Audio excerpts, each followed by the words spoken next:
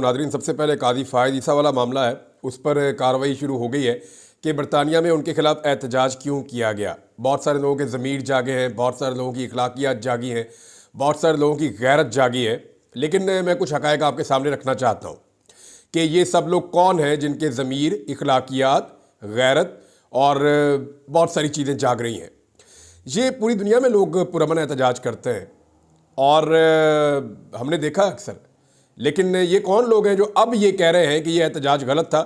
कुछ लोग जमायमा खान के घर के बाहर गंदे इशारों पर बिल्कुल खामोश रहे, जजों के उल्टे नाम लिए गए, उसके ऊपर भी वो खामोश रहे, जजों को गालियां दी गई, उसके बावजूद ये लोग खामोश रहे।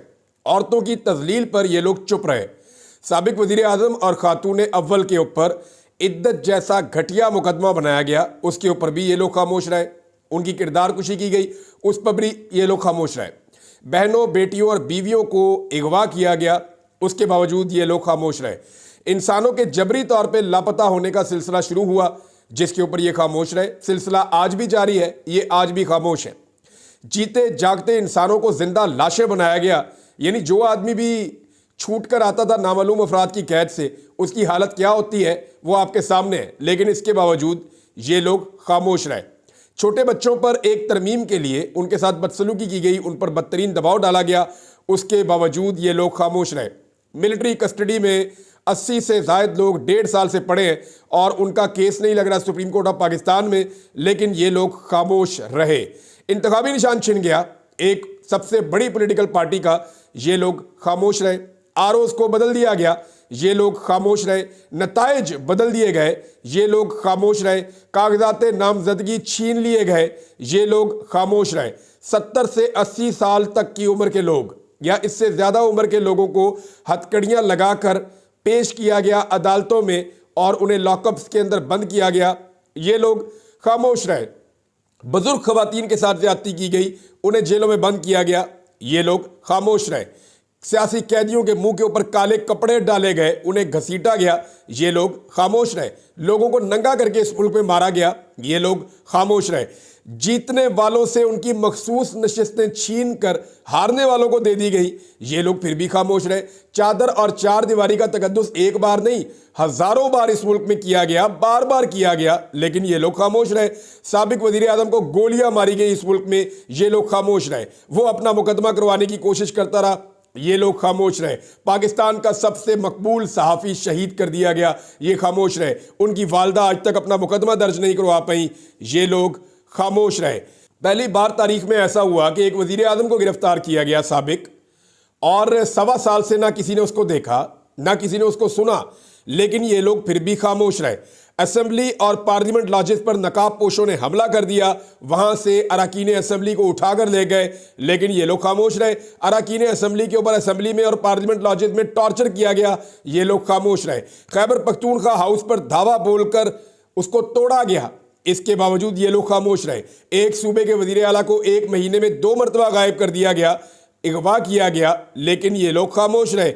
और ये सारे काले करतूत जो हुए हैं इनके ऊपर और इस तरह के बेशुमार मैं आपको और गिना सकता हूं, ये लोग खामोश रहे। लेकिन काजी फ़ायद ईसा के खिलाफ चंद नारे लगे हैं या गाड़ी पे 1-2 लोगों ने हाथ मारा है, तो इस मामले पर इनकी गैरत भी जाग गई, इनकी अखलाकियात भी जाग गई और इनका मुर्दा ज़मीर भी जिंदा हो गया। ये ज़मीर बड़ा सियाना है, ये गैरत बड़ी समझदार है, और ये अखलाकियात का भाषण जो है ये बड़े मौके पर इनको याद आता है। यानी आम आदमी के साथ इस मुल्क में कुछ भी हो, मजलूम के साथ जो मर्जी हो, इनकी गैरत कभी नहीं जागती। ये खामोश रहते हैं, इनका ज़मीर सोया रहता है। लेकिन जैसे ही कुछ हो जाए बड़े आदमी के साथ, सिस्टम के अंदर के आदमी के साथ या किसी जालिम के साथ, तो इनकी गैरत फौरी तौर पे जाग जाती है। इमरान खान साहब ने अपनी बहन को एक बात कही, वो बात यहां पे फिट आती है। अभी हाल ही में उन्होंने ये बात की है, कल की, तो कल उन्होंने जो इमरान खान साहब ने कहा वो यहां पे फिट आती है, मैं आपको सुना देता हूं। उन्होंने कहा इमरान खान ने कि दुश्मन कमीना ना हो। ये दुश्मनी भी कर रहे हैं और कमीनगी भी कर रहे हैं। लेकिन कभी टेक्निकली आपने सोचा ये पूरा निजाम मिलकर काजी फ़ायद ईसा साहब के इस वाक़े को लेकर इतना हसास क्यों है? बहुत सारे लोग इतने शिद्दत से गुस्से में क्यों है, परेशान क्यों है? मैं आपको वजह बता देता हूं, और इसकी बड़ी सिंपल वजह है। इस सिस्टम के लिए बहुत सारे लोग मिलकर काम करते हैं। और बहुत सारे लोग जो हैं वो सिर्फ इस उम्मीद पर काम करते हैं कि इस मुल्क में तो रहना नहीं है, यहाँ से भाग जाएंगे यूरोप की ठंडी हवाओं में, हम बेहतरीन मुल्कों में चले जाएंगे जहाँ पे ज़बरदस्त किस्म की सहूलियात हैं, अपने बच्चों को, फैमिली को वहाँ पे रखेंगे, यहाँ से जो पैसा हम बटोर लेंगे जाके वहाँ पे इस्तेमाल करेंगे। तो वो जो लोग हैं उनके लिए मुश्किल पैदा हो गई है कि वो सिस्टम की बात माने या ना माने। तो सिस्टम को घबराहट हो रही है। सिस्टम ये सोच रहा है कि अपने लोगों को जिन मुल्कों में भेजने की हम तरगीब देते थे कि उन मुल्कों में आपको सेटल कर देंगे, आप हमारे मुताबिक नौकरी कीजिए या हमारे मुताबिक निज़ाम को चलाइए, बाद में आपको महफूज मुल्कों में भेज दिया जाएगा। अगर वो मुल्क महफूज नहीं रहे तो फिर ये लोग अपने मुस्तकबिल की खातिर जो कंप्रोमाइज़ करते हैं वो आइंदा नहीं करेंगे। एक्चुअली ये है प्रॉब्लम। आइंदा कोई जज इस्तेमाल होने से पहले 1000 दफ़ा सोचेगा कि वो दुनिया के किसी भी मुल्क में जाके इज्जत की ज़िंदगी नहीं गुजार सकेगा, क्योंकि पाकिस्तानी सवाल पूछेंगे कि आपने ये ज़्यादती और जुल्म क्यों किया है। अब जो लोग इन तमाम मजालम के ऊपर खामोश रहे हैं वो अब सिर्फ काजी फायद ईसा वाले मामले को लेकर चिल्ला रहे हैं। तो देखिए, मुझे बहुत बुरा लगा था जब मैंने ये वीडियो देखी कि एक साबिक चीफ जस्टिस सर नीचे झुकाकर इस तरह निकल रहा था, तो मुझे बुरा लगा था। सीरियसली मैं अल्लाह रब्बुल इज़्ज़त से हमेशा दुआ करता हूँ, या अल्लाह तेरे हाथ में सबकी इज्जत है तो सबकी शर्म और इज्जत कायम रख। लेकिन मुझे बुरा लगा, लेकिन भाई काजी फायद ईसा साहब को भी तो बुरा लगना चाहिए था जो कुछ इस मुल्क में हुआ। काजी फायद ईसा साहब ने इससे बढ़ के जुल्म किए और उसके ऊपर कुछ भी नहीं हुआ। तो अब आ जाए जनाब अगली स्टोरी के ऊपर। 9 मई के हवाले से एक बड़ा इंपॉर्टेंट जो है वो चीज़ें होने जा रही हैं पाकिस्तान में, क्योंकि इमरान खान साहब के ऊपर एक मुकदमा बनाया जाएगा GH के ऊपर हमले के हवाले से। बनाया पहले ही हुआ है, अब उनको उसके अंदर जो है वो बाकायदा इमरान खान साहब के ऊपर इस पर फर्द जुर्म आयद की जाएगी। लेकिन उससे पहले कुछ डेवलपमेंट्स हुई हैं जो पाकिस्तान तहरीक इंसाफ को सूट कर गई हैं। इससे पहले कि मैं आपको ये खबर दूं, मैं आपको एक और चीज़ बताता हूं कि बुशरा बीबी ज़मान पार्क में पहुंच गई हैं लाहौर में। बहुत सारे लोग ये कह रहे थे कि वो खैबर पख्तूनख्वा जाके बैठ गई हैं, वहाँ से वो पॉलिटिक्स करेंगी। कुछ लोग खबरें दे रहे हैं कि जी अलीमा खान ने ये कर दिया, बुशरा बीबी ने ये कर दिया। कुछ नहीं किया किसी ने। ना बुशरा बीबी का सियासत में कोई किरदार है, ना उनका कोई काम है, ना अलीमा खान का सियासत में कोई काम है, ना उनका किरदार है। और ये बात इमरान खान साहब कई मरतबा कह चुके हैं। ये जानबूझकर प्रोपेगेंडा फैलाया जा रहा है और इसके लिए बाकायदा मीडिया को खबरें फीड की जा रही हैं कि आप ये कहें कि अलीमा खान ये कर रही है और आप कहें बुशरा बीबी ये कर रही हैं। इससे ये होगा कि पार्टी के अंदर एक डिवाइड पैदा होगी और लड़ाई की कैफियत के अंदर पाकिस्तान तहरीक इंसाफ डैमेज होगी। तो तहरीक इंसाफ को बाहर के सारे फैक्टर्स मिलकर डैमेज नहीं कर सके, अब अंदर से लड़ाने की कोशिश की जा रही है। मेरे ख्याल में इमरान खान साहब के खिलाफ ये बहुत कमज़ोर हथियार होगा, लेकिन है मौसर, लेकिन इमरान खान के मुकाबले में कमज़ोर है, क्योंकि इमरान खान साहब इन दोनों को सियासत के अंदर कोई हिस्सा नहीं देंगे। ना वो अपनी बीवी को देंगे, ना वो अपनी बहनों को देंगे। लिहाजा इनका सिर्फ किरदार इतना है कि एक अपने शौहर के लिए और दूसरी अपने भाई के लिए आवाज़ उठाती रहेंगी, और वो उनका हक भी बनता है। और सियासत करना या सियासी बात करना या सियासी समझबूझ होना, सियासी शऊर रखना, ये सबका हक है। ये हर आदमी का, हर औरत का हक है। वो हक इस्तेमाल करेंगे, लेकिन ये पॉलिटिकल पार्टी जो है वो ऐसा नहीं होगा। ये जो भी कर रहे हैं प्रोपेगेंडा के तहत कर रहे हैं लोग। अच्छा जी, 9 मई के हवाले से जो खबर है वो मैं आपके साथ शेयर कर देता हूँ, क्योंकि इमरान खान साहब के ऊपर जो आखिर में चीज़ें आनी हैं वो 9 मई के हवाले से आएंगी।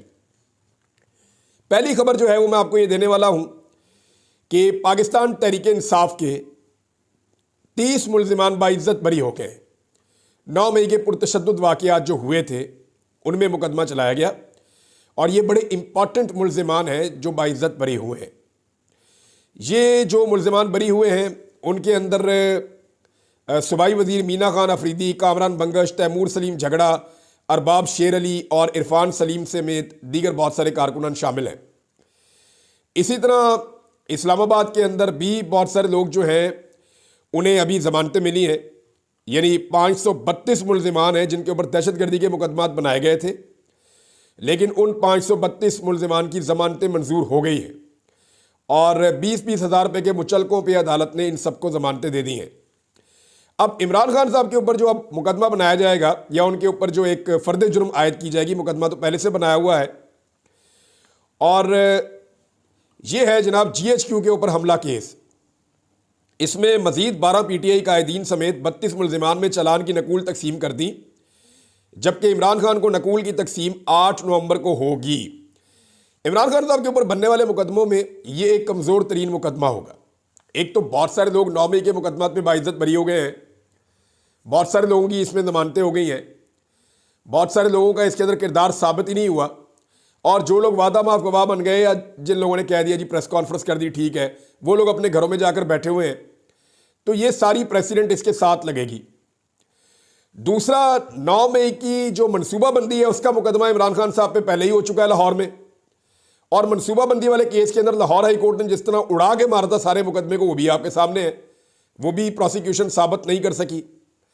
अब अगर मनसूबाबंदी इमरान खान साहब ने नहीं की तो क्या GHQ के ऊपर हमले में इमरान खान साहब बराह रास्त मुलविस थे? तो देखिए, 9 मई को इमरान खान साहब को गिरफ्तार कर लिया गया था, वो इदारों की हिरासत में थे, और उस वक्त अवामी रद्द-ए-अमल के तौर पे ये सब कुछ हो रहा था। अगर कोई मनसूबाबंदी थी तो वो इमरान खान साहब ने पहले की होगी लाहौर में, तो लाहौर में मनसूबाबंदी वाला केस तो पहले ही उड़ गया, यानी इसमें तो इमरान खान साहब निकल गए। अब फिजिकली इमरान खान साहब जो है वो कैद में गिरफ्तार है, तो उनको इसके अंदर रगड़ा दिया ही नहीं जा सकता। जैसा मर्जी केस बना ले, ये टेक्निकली केस गलत है, और इस केस के अंदर यानी मनसूबाबंदी का केस आप बना सकते थे, वो आपने मुकदमा ही ऐसा बनाया कि पुलिस वाले भेस बदल के इमरान खान के 5 बैरियर्स को बाईपास करके सारी सिक्योरिटी से निकल के इमरान खान के कमरे में जाके बैठ गए, और वहाँ सोफे के पीछे छुप के उन्होंने सारी बातें, या टेबल के नीचे छुप के सारी बातें सुन ली 2 पुलिस वालों ने, और वो सारी बातें आकर बाहर बता दी बाद में अपने अफसरान को। उसमें इतने लकूनास थे, वो उड़ा के मार दिया वहाँ पे हाई कोर्ट ने। तो साजिश तो साबित नहीं हुई। अब इमरान खान प्रैक्टिकली क्या उसके अंदर शामिल थे 9 मई को GHQ पे अटैक में? तो इमरान खान साहब तो गिरफ्तार थे, लिहाजा ये कमज़ोर तरीन मुकदमा है, इसमें थोड़ा लंबा किया जा सकता है, लेकिन इमरान खान साहब इसके अंदर फिक्स नहीं हो सकते, बहुत मुश्किल है कि उन्हें इसके अंदर फिक्स किया जाए। अच्छा जी, एक और खबर है, और ये खबर दी है साकिब बशीर साहब ने, और ये बहुत इंपॉर्टेंट है। इसमें होने ये जा रहा है, पहले मैं आपको ये बता देता हूँ कि हुकूमत ने नाम मांगे थे सुप्रीम जुडिशल काउंसिल के लिए, और उसमें जुडिशल कमीशन के लिए, सॉरी, उसकी नई तश्कील के लिए नाम मांगे थे। तो जुडिशल कमीशन की तश्कील के लिए 2 नाम दे दिए हैं अपोजिशन में, और 2 दे दिए हुकूमत ने। हुकूमत की तरफ से बिलावल भुट्टो या बिलावल जरदारी, और अपोजिशन की तरफ से जो इरफान सिद्दीकी है वहाँ से, और अपोजिशन की तरफ से शिबली फराज और उमर अयूब है। तो ये 4 बंदे हैं जो इसके अंदर शामिल हो जाएंगे, और अब देखना यह है कि ये करते क्या है। लेकिन साकिब बशीर साहब अंदर की खबर लेकर आए, वो बहुत इंपॉर्टेंट है। साकिब बशीर साहब के मुताबिक सुप्रीम कोर्ट ऑफ पाकिस्तान में इस वक्त किसी किस्म की कोई तकसीम मौजूद नहीं है। जस्टिस मंसूर अली शाह और जस्टिस मुनीब अख्तर साहब ने बहुत बड़े दिल का मुजाहरा किया है, और वो अदलिया के अंदर जो तकसीम है उसको ख़त्म कर रहे हैं। हत्ता कि इस हवाले से जो कमेटी है उसकी तश्कील 9 कर दी गई है, यानी कादी फ़ायद ईसा साहब का एक और फैसला भी वो इधर उधर हो गया। जस्टिस मंसूर अली शाह साहब की वहाँ पे बड़ी अहम जिम्मेदारी उनको मिल गई है। इसके ऊपर बाद में तफसीली बातचीत करेंगे, लेकिन जो साकिब बशीर साहब की खबर है वो ये है कि हुकूमत को ये उम्मीद थी कि जस्टिस याह्या अफरीदी इनकार कर देंगे, और इस सूरत में अमीनुद्दीन खान साहब जो हैं उनको बना दिया जाएगा चीफ जस्टिस ऑफ पाकिस्तान। यानी हुकूमत ये सच्ची दिखा के खब्बी मारने लगी थी। पूरे पाकिस्तान को ये कहा कि जी पहले 3 में से ही आएगा, अगर याह्या अफरीदी साहब ने इनकार कर दिया तो फिर हमें पहले 2 में से लेना पड़ेगा। हालांकि ये झूठ था। साकिब बशीर साहब ये खबर दे रहे हैं कि हुकूमत ने ये झूठ फैलाया जानबूझकर, और इस तरह से इसको पोर्ट्रे किया कि हम सबको यकीन आ गया। लेकिन एक्चुअली जो अंदर गेम था वो ये था कि अगर याह्या अफरीदी साहब इनकार करते हैं तो फौरी तौर पे जस्टिस अमीनुद्दीन खान को चीफ जस्टिस बना दिया जाएगा, और फिर तो आप समझेंगे कादी फ़ायद ईसा पार्ट 2 हो जाता। लिहाजा ये तो अच्छा ही हो गया, फिर जो है वो जस्टिस याह्या अफरीदी साहब ने हलफ ले लिया। ये अगर मैं साकिब बशीर साहब की खबर पे यकीन करूँ तो उन्होंने कहा जी कि प्रैक्टिस एंड प्रोसीजर कमेटी के अंदर भी हुकूमत ये सोच रही है कि 3 के बजाय 5 जजेस कर दिए जाए। अच्छा, प्रैक्टिस एंड प्रोसीजर कमेटी में तब्दीलियाँ कर करके ये थक गए। पहले कमेटी बनाई, उसके एक रूल बनाए, फिर दूसरे रूल बनाए, फिर ऑर्डिनेंस ला के उसको दोबारा तब्दील किया, अब उसको फिर तब्दील करना चाह रहे हैं। तो इसका तो इन्होंने मजाक बनाकर रख दिया कि अगर 5 जजेस उसमें ले आएंगे तो शायद हुकूमत की बात बन जाए। हुकूमत सुप्रीम कोर्ट में जजेस की तादाद भी 17 से बढ़ाकर 23 करना चाहती है, लेकिन क्या हुकूमत ये फौरी तौर पे कर सकती है कि अपनी मर्जी के जजेस लाकर सुप्रीम कोर्ट ऑफ पाकिस्तान में अक्सरियत हासिल कर ले? तो मामला ये है कि तादाद अगर हुकूमत बढ़ा भी ले, फिर भी जजेस की तैनाती होने में सालों लग सकते हैं। ऐसा नहीं होता कि जज फौरी तौर पे तैयार बैठे हुए हैं, आपने 6 जज उठाए और लाकर सुप्रीम कोर्ट ऑफ पाकिस्तान में बैठा दिया। कादी साहब अपने 13 महीनों के अंदर सिर्फ 3 जजेस ला सके हैं, और वो भी लाते लाते उन्हें 7-8 महीने लग गए थे। तो हुकूमत के लिए फौरी रिलीफ तो निश्ता, एक दो जज तो फौरी तौर पे आ सकते हैं, लेकिन उससे भी हुकूमत अकलियत में ही रहेगी या हुकूमत के हमायती जजेस अकलियत में रहेंगे। और काजी फ़ायद ईसा साहब की वजह से कुछ जजेस अगर खड़े थे हुकूमत के कैंप में, तो काजी साहब की रिटायरमेंट के बाद वो कहाँ खड़े हैं इसका अंदाज़ा आप अच्छी तरह लगा सकते हैं। और काजी साहब की हालत देखने के बाद जो ये कौम उनसे सवालात कर रही है या जिस इज़्ज़त अफजाई के साथ वो रिटायर हुए हैं, इसको देखने के बाद तो वो जजेस से 10 दफ़ा सोचेंगे कि उन्होंने जुल्म और ज़्यादती का साथ देना है या नहीं देना। तो ये जल्दबाजी में नहीं हो सकेगा, एक नया बहरान जन्म ले सकता है। और आईनी तरमीम भी चैलेंज हुई है। देखिए, आईनी तरमीम को बहुत सारे लोगों ने सुप्रीम कोर्ट ऑफ पाकिस्तान में चैलेंज किया हुआ है, और जो सुप्रीम कोर्ट ऑफ पाकिस्तान को कवर करने वाले जर्नलिस्ट हैं उनका ये कहना है कि आइडियल सिचुएशन तो ये होगी कि फुल कोर्ट इस मामले को देखे, यानी पूरा सुप्रीम कोर्ट बैठे और बैठकर इस मामले को देखे, क्योंकि इसी के अंदर से आईनी बेंच भी बाद में बनना है ना, तो कोई एतराज़ ही नहीं कर सकता। सारे जजेस मिलकर बैठे और बैठकर देखें कि आया ये आईनी तरमीम दुरुस्त हुई है या ये आईनी तरमीम गलत हुई है। ये मामला भी उठाया जाना चाहिए। बहरहाल एक खबर और है, मैं आपके साथ शेयर कर देता हूँ, और ये खबर है जनाब सानिया निश्तर साहिबा के हवाले से अफसोसनाक खबर है कि उन्होंने इस्तीफ़ा दे दिया है। सेनेट से 2021 में वो आई थी, ये बैनुल अक़वामी किसी इदारे में उन्होंने मुलाजमत की है, उसकी वजह से वो कह रही है मैं इस्तीफ़ा दे रही हूँ, लेकिन वजह आप सारे जानते हैं। मुझे अगर सेनेट में ख़वातीन में किसी के ऊपर आप ये कह सकते थे कि वाकई में इमरान खान ने कमाल काम किया, तो सानिया निश्तर साहिबा को लाना सेनेट में बड़ा कमाल काम था। बड़ी काबिल खातून, पाकिस्तान को ऐसे लोगों की ज़रूरत है, और ऐसे लोग अगर सियासत से बाहर जा रहे हैं तो जो सियासत का हाल कर दिया तो ऐसे लोग तो छोड़ कर जाएंगे, और आप इनकी जगह पे कैसे लोगों को लेकर आएंगे? आप एमल वली खान टाइप के लोगों को लेकर आएंगे जिन्होंने अपने बुजुर्गों की सियासत तबाह कर दी है। यानी ANP अपनी पूरी सियासत में इस वजह से मकबूल थी, या उनका जो एक नज़रिया था वो ये था कि वो ये कहते थे कि एस्टेब्लिशमेंट की सियासत में मुदाखलत नहीं होनी चाहिए, और इसी एक नुक्ते पर ANP की पूरी सियासत खड़ी थी। आज एमल वली खान उस जगह पे ले आए ANP को कि उन्हें अपनी सियासत बचाने के लिए एस्टेब्लिशमेंट की सहूलतकारी दरकार है, और वो एस्टेब्लिशमेंट की हर बात मानते हैं, चाहे मुंह से कुछ भी कहते रहें। और उन्हें यह पता है कि अगर आइंदा इलेक्शन में कोई 2-4 सीटें उनको मिल सकती हैं तो वो एस्टेब्लिशमेंट ही दिलाएगी, क्योंकि अवाम की नज़र में तो उन्होंने अपनी पार्टी जानबूझकर खुद ख़त्म कर दी है। कुछ और खबरें नाज़रीन मैं आपके साथ शेयर करता हूँ। एक तो मरियम नवाज साहबा का स्टेटमेंट है, बड़ा मज़े का है, मैं उस पर बात करना चाहूँगा। मरियम नवाज ने कहा कि जहाँ नवाज शरीफ का नाम आता है लोग आंखें बंद करके यकीन करते हैं। स्टेटमेंट यहाँ मुकम्मल नहीं हुआ, उनका यहाँ पे मुकम्मल हो गया। लोग आंखें बंद करके यकीन करते हैं कि कोई ना कोई घपला होने लगा है। नवाज शरीफ का नाम गूगल करके देख लें आप, या आप टॉप 10 पॉलिटिशियन जो करप्ट है उनका नाम गूगल करके देख लें, नवाज शरीफ का टॉप पे आएगा। करप्ट पॉलिटिशियंस आप लिख कर देख लें गूगल पे, सबसे बड़ा सर्च इंजन है इस पूरी दुनिया का। तो जब भी नवाज शरीफ का नाम आए तो लोग आंखें बंद करके यकीन कर लेते हैं कि कोई ना कोई घपला, कोई ना कोई फ्रॉड होने लगा है, कोई ना कोई दाव लगाने लगे हैं। मरियम नवाज ने एक और स्टेटमेंट दिया, उन्होंने कहा जी कि भारत के साथ मैं बातचीत करूंगी ये जो स्मोक के हवाले से, तो ये बिल्कुल ठीक बात की है उन्होंने। ये बात होनी चाहिए, चाहे वो वज़ीर आला पंजाब है, चाहे कोई फेडरल गवर्नमेंट है, जो भी बात करे ये बात करनी चाहिए, क्योंकि स्मोक एक बड़ा सीरियस मसला है। आप मेरी हालत देख लें, लोगों की हालत आप देख लें कि थोड़ी थोड़ी देर के बाद आंखों में से पानी बहता है, फ्लू होता है। जो भी लाहौर के आसपास भी जाता है उसको 2-4 दिन लग जाते हैं इलाज करवाते हुए, जो भी लाहौर का चक्कर लगा के आएगा। तो मरियम नवाज जो है उनको बात करनी है जी इंडिया के साथ, लेकिन आपको याद होगा कि नवाज शरीफ मिले इंडियन सहाफ़ियों से तो ठीक है, रऊफ़ हसन बात करे तो गलत है, मरियम नवाज इंडियन वज़ीर आला से बात करे तो ठीक है, लेकिन अली अमीन गंडापुर अफ़गानिस्तान की हुकूमत से बात करे अमन के लिए तो गलत है। तो ऐसे तो नहीं हो सकता ना, ऐसा तो नहीं हो सकता कि आप एक चीज़ को एक वक्त में अच्छा कहें और दूसरे वक्त में बुरा कहें। ये मुनाफ़क़त है, ये 2 नंबरी और बेईमानी है, इससे अपने आप को बचाएं। नाज़रीन एक और आपको मैं बड़ा दिलचस्प मुकदमा बताता हूँ। तहरीक इंसाफ की रुकन असम्बली हैं अनीका मेहदी भट्टी, उनके वालिद मेहदी भट्टी और भाई शौकत भट्टी के खिलाफ 1.5 टन का एक AC, ये पहले MNA रह चुके हैं और बड़े ठीक ठाक लोग हैं। इन्होंने जनाब अली पुलिस ने इन पर मुकदमा दर्ज किया, पंजाब पुलिस ने। ये मरियम नवाज की कारकर्दगी है ना कि 1.5 टन का AC इन्होंने चोरी कर लिया और 40 इंच की LCD भी इन्होंने चोरी कर ली। इससे पहले जावेद हाशमी साहब के दामाद है, बहुत पढ़े लिखे आदमी है, बेहतरीन इंसान है, उनके ऊपर गिलास और जग चोरी करने का मुकदमा भी इन्होंने दर्ज करवाया था। ये जनाब अली इनकी कारकर्दगी है।